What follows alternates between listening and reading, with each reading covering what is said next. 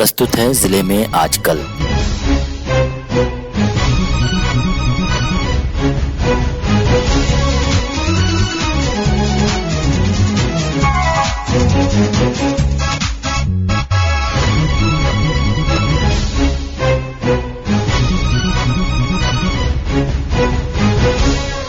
इस अंक में आप सुनेंगे रांची जिले की ताजा गतिविधियों पर हमारे संवाददाता की रिपोर्ट। रिपोर्ट के साथ हमारे रांची संवाददाता। झारखंड में ग्रीन एनर्जी पर काम करते हुए हाइड्रोजन इंजन निर्माण परियोजना की नींव रखी गई, जिसमें झारखंड सरकार, TCPL green energy solution private limited, Tata Motors limited तथा टाटा कमिंस लिमिटेड के बीच MOU किया गया। इस अवसर पर उद्योग निदेशक अरवा राजकमल ने इस विषय में जानकारी दी। ये फैक्ट्री एक जॉइंट वेंचर है Tata Motors and Cummins incorporated United states of America का, और ये कंपनी का नाम है TCPL green energy solutions private limited. JV बन गई है।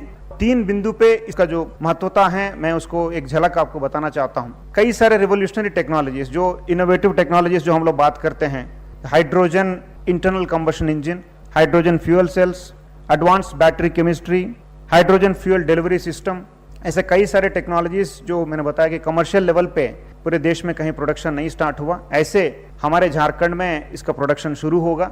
जो झारखंड को एक इनोवेशन हब के रूप में परिवर्तित करने के लिए झारखंड सरकार ने संकल्प लिया।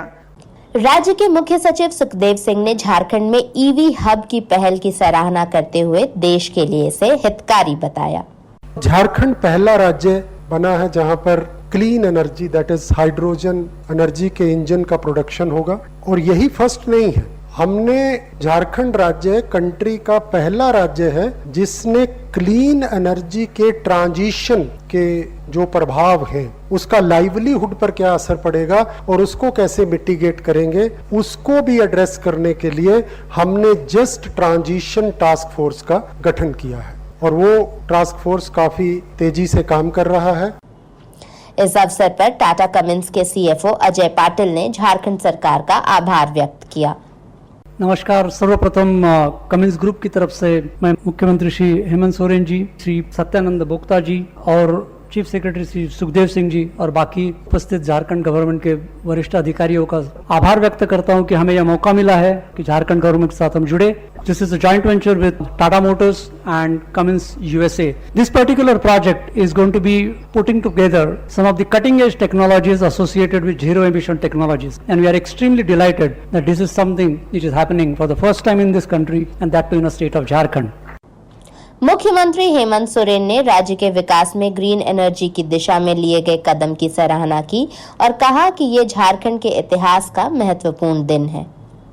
आज एक ऐसा दिन है जो इस राज्य के लिए नहीं, पूरे देश के लिए ये एक मील का पत्थर साबित होगा। स्वच्छ ऊर्जा की परिकल्पना को धरातल पर उतारने का ऐतिहासिक कदम, ऐतिहासिक साहस टाटा मोटर और झारखंड सरकार ने उठाया है, और मैं समझता हूँ कि इस तरीके के और भी चीजें हम करने का प्रयास करेंगे कि कम से कम हमारे राज्य में जिस रफ्तार से जलवायु परिवर्तन हो रहा है, इसमें हम अपने हर चीजों को पहले से दुरुस्त करते हुए आगे बढ़ें।